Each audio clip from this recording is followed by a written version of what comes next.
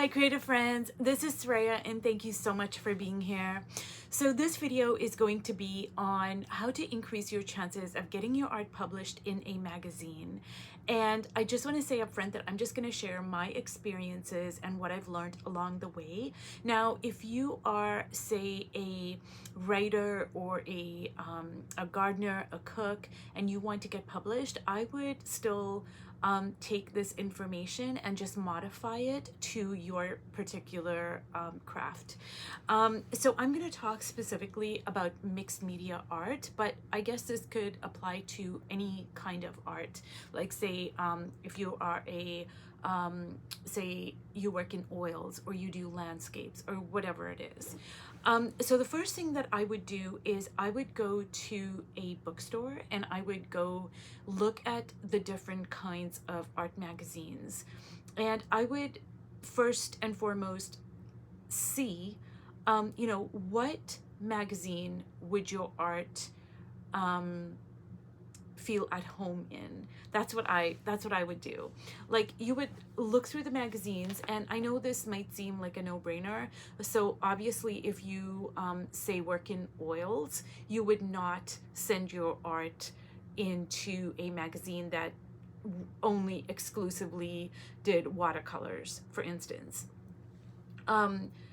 So after you pick maybe one or two magazines that you said, hey, you know what, I can see my art being in this magazine, I would look for the submission guidelines. And usually that's towards the back of the magazine. And generally there are going to be rules that you need to follow if you are going to submit your work to the magazine. Then I would look through all the rules, and they're fairly easygoing because magazines, they would want to publish your work. So I would look through all of the rules and see if you can meet them. Now, if you can meet them and you say, hey, I could see my work being in this magazine, I would also go and look at these magazines. I would see if they had a social media account. And then sometimes they do have call for submissions or art challenges, or competitions, or just different calls that they put out.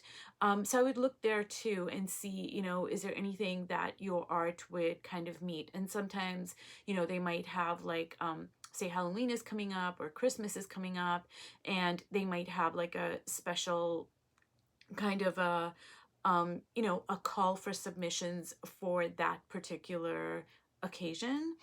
And then what I would do is I would put together a package that you are going to now submit to the magazine.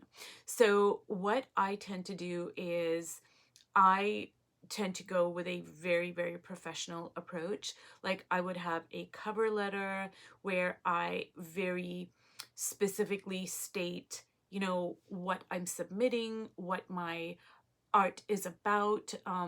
I wouldn't go into great detail, but I am going to be the best advocate for my art. Like, only I know what my art means, why I want to share it, etc., etc. So I would just make a very professional cover letter. I also tend to like make mail art. So say this box over here, because I am planning on submitting one of my art journals in a couple of months. So I tend to, decorate, paint my envelope or my box or whatever, because I took a class many, many years ago. I don't even remember what the class was. And the person suggested that, yeah, that's a great way to get the person who is going to be receiving your art to just be like really curious and have a sense of wonder about what is inside the box. And I thought that was a great idea. And I've always done that, like with my envelopes or boxes or whatever. And then I put together my whole package that I am going to mail off. I tend to look at the rules and guidelines, not just once, not just twice, but I get kind of obsessive about it, because I figure that, the people who put magazines together, they have enough work to do. Like there's tons and tons of things that go into putting a magazine together that I just would have no idea where to start. Everything from photography to advertising to, I couldn't even fathom it. So I don't want to make their work any more difficult. I want to do 100% of what I'm supposed to do. So once I get all of that put together, I mail it off, and then you pretty much just forget about it. And if you are going to get published, you are going to they're going to let you know, and then you're going to have another set of guidelines to follow. So, depending on the magazine, they might say, hey, we need you to write an article, etc., etc. Now, if you get rejected and your art is not going to get published, it is not the end of the world, you guys. Remember, Dr. Clarissa Pinkola Estes had her book, A Woman Who Ran with the Wolves, rejected 42 times. Yes, not once, not twice, not 3 times, but 42 times. It is okay. There are many reasons why, sometimes your work might get rejected. Maybe it's not a good fit for the magazine after all.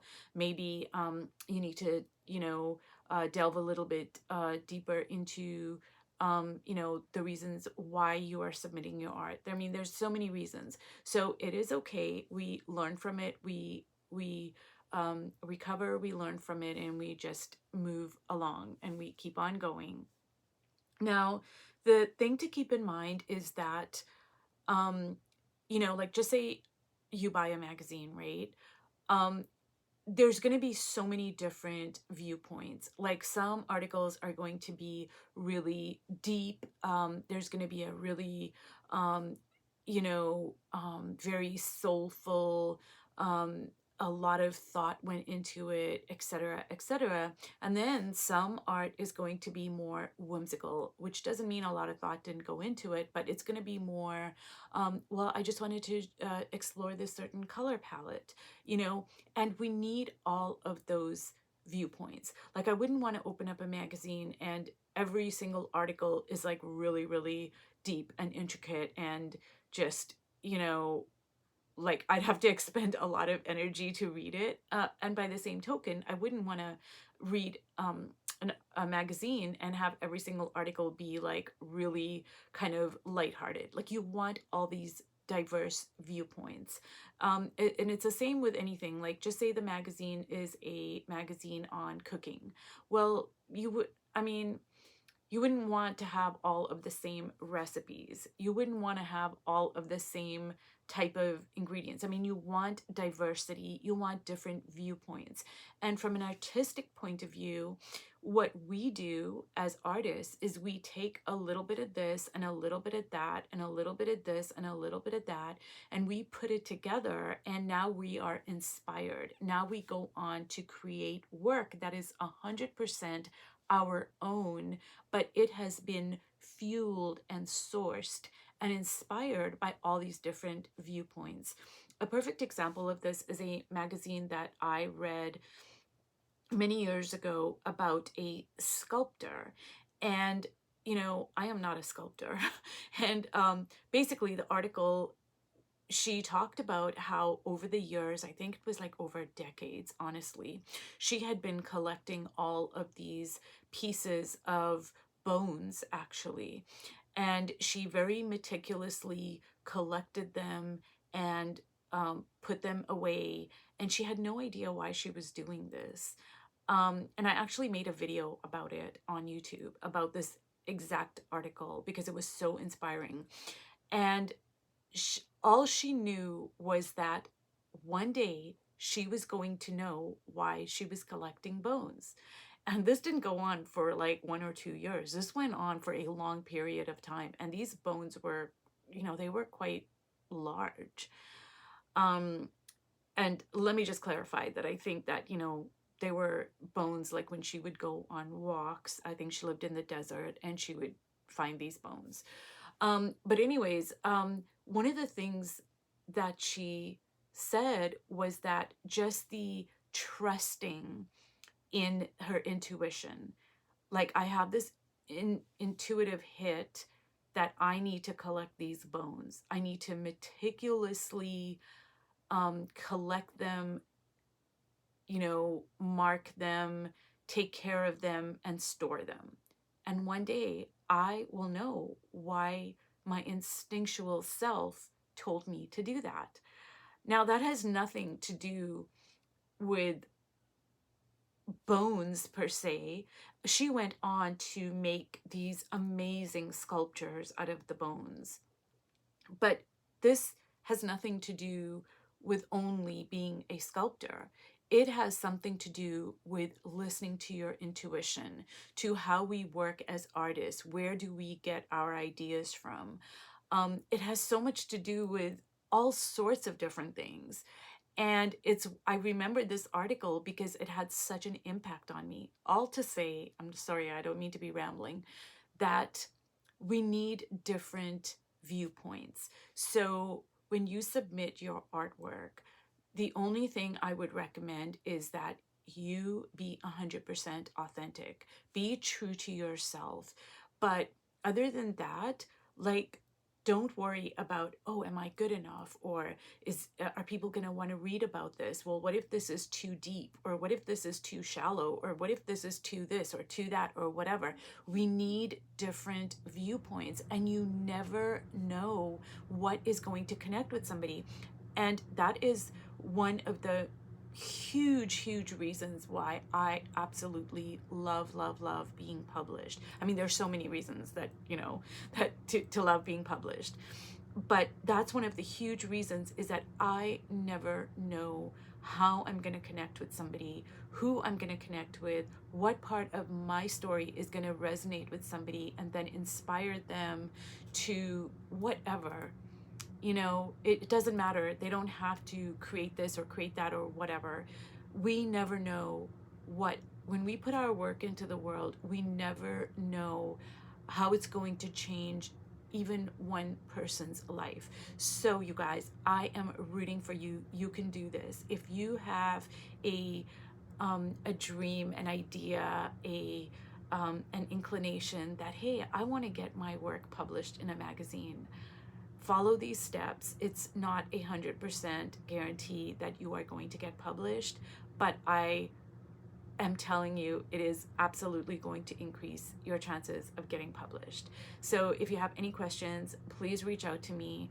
I will be very happy to answer them. There's no gatekeeping at all. I will be 100% transparent, and I want you guys to get published. I think the more people that get published, the better. It's not some exclusive thing that only a few people get published. No. There's room for everybody. If you have any kind of idea, art journal, whatever it is, put your work out there. You never know how it is going to impact somebody who is going to read it. Anyways, you guys, thank you so much for watching this video, and I hope this has inspired you if you feel the call to submit your work to a magazine. Okay, I'll talk to you later. Bye-bye.